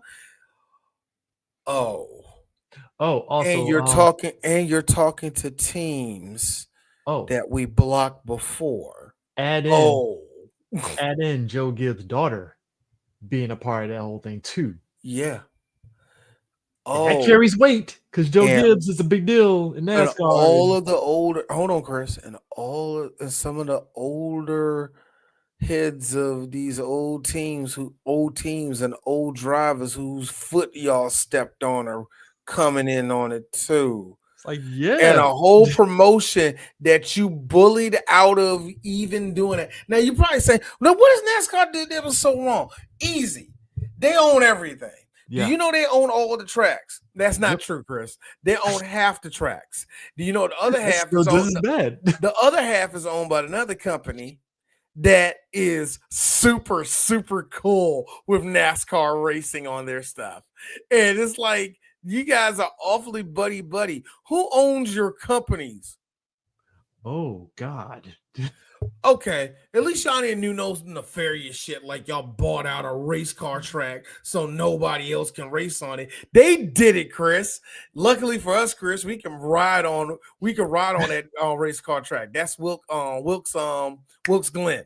Yeah. Wilkes Glen in GT7 is actually one of my favorite tracks to race on. It's real fun on race on that jump. The short one, not the long one. The shorter one. The shorter track is actually the better one on that one. But that makes it still that dog.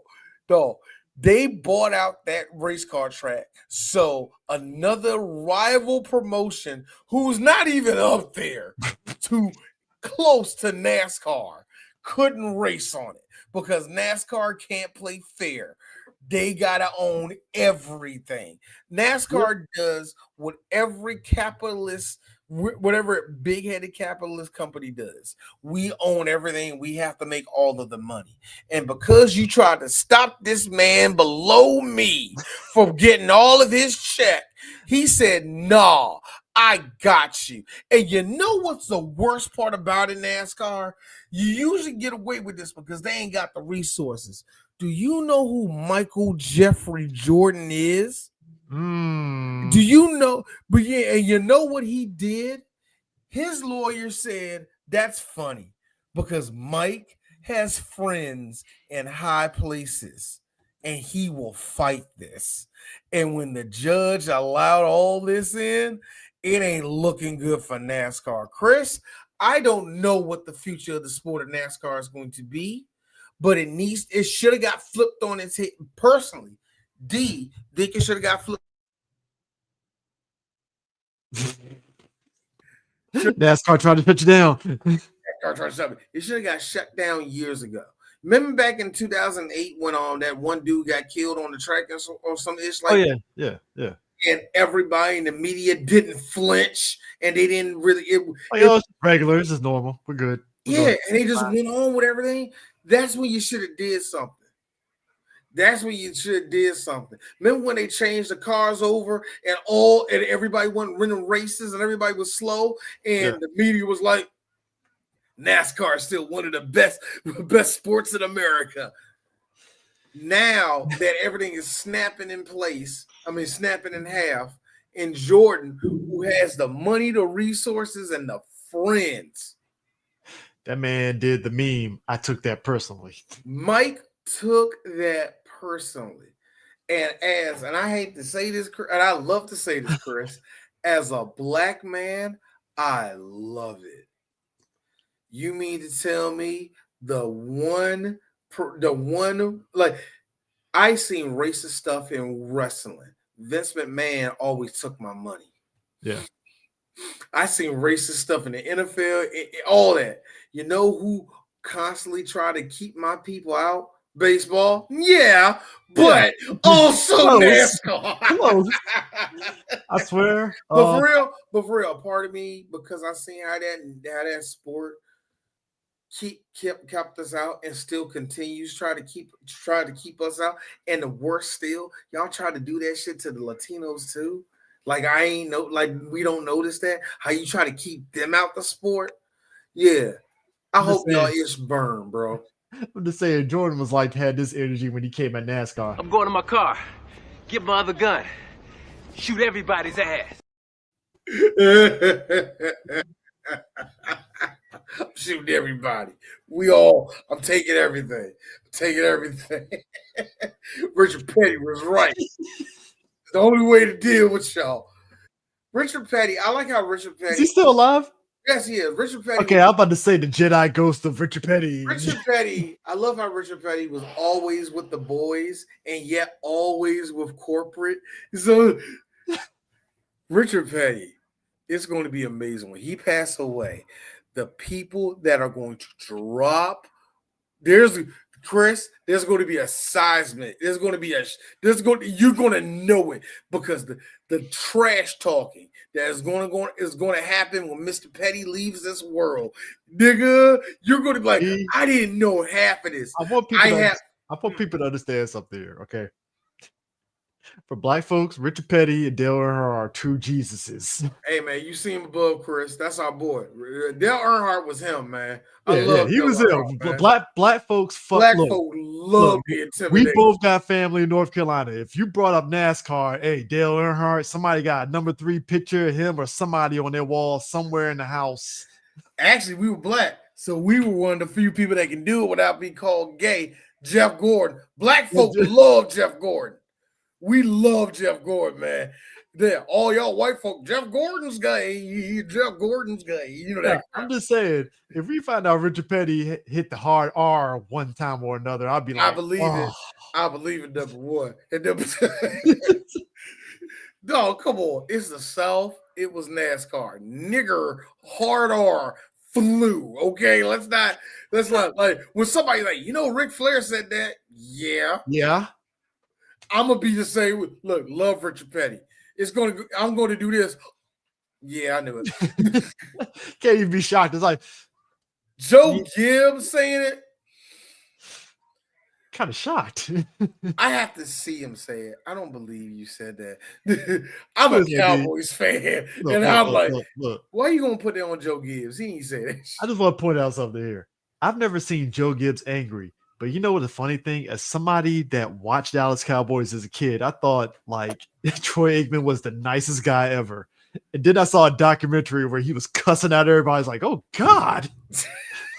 Troy Aikman cussing. It's like, whoa, hey, what is this? But then it's like that lines up because if everybody respected him, that he looks like a guy that would pop off. All right. It's so funny though. But what's happening in NASCAR is really something that was legit building up for years. That there was going to be something to take this whole thing down. Oh yeah, to take it down, because I think really what happened was in the 2000s it got too big and it got too out of control, and then the money was coming in, and then whatever dissonance there was between the hierarchy, basically the 1% and everybody else, the drivers, the teams and whatever, it got further and further.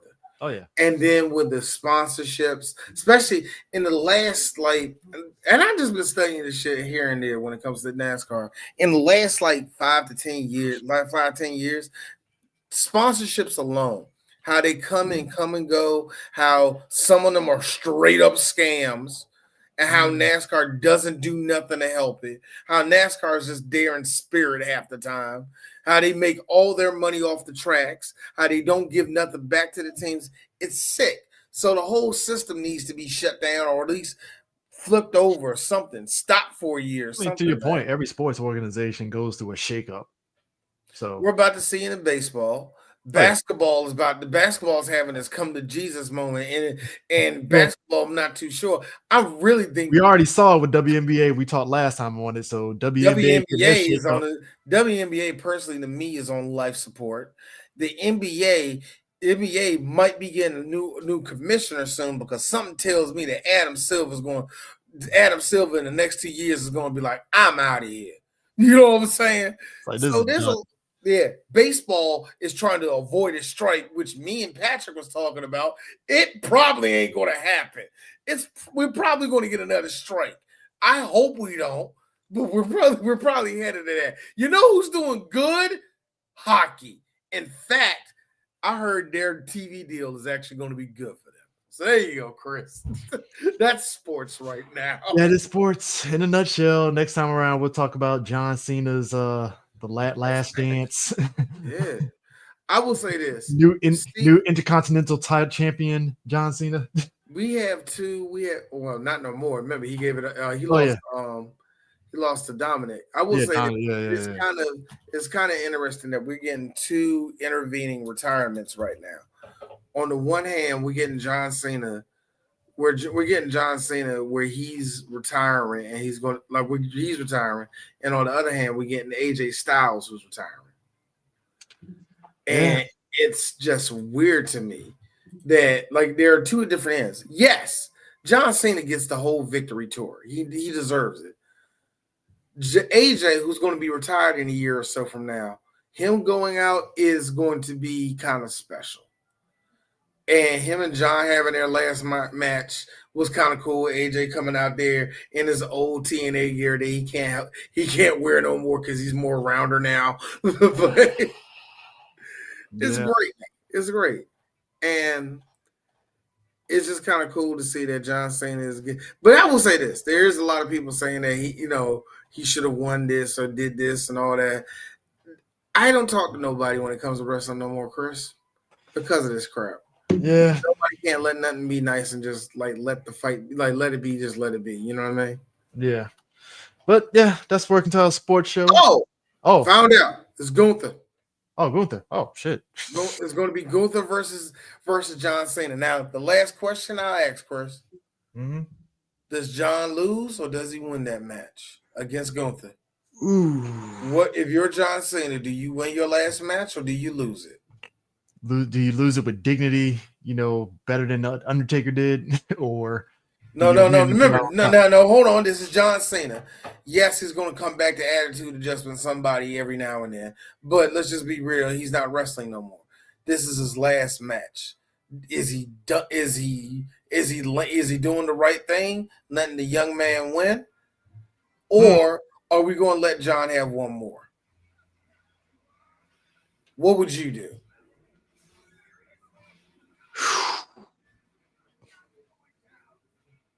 Yeah, knowing that it's John, I would say probably lose, but it'd be a good loss. Oh yeah, I think Gunther should. Look, I'll be real with you, John. Tell him to lay it on you. Like, hit me with when you hit me with that clothesline, hit me. And when you do the little power bomb, I want you to hurt me. Like, just bam! I like make it look like you destroyed John Cena. Yeah, that's the only thing I would ask for. But yeah, anyway, that's it. But that's it. We will catch you guys later. Peace.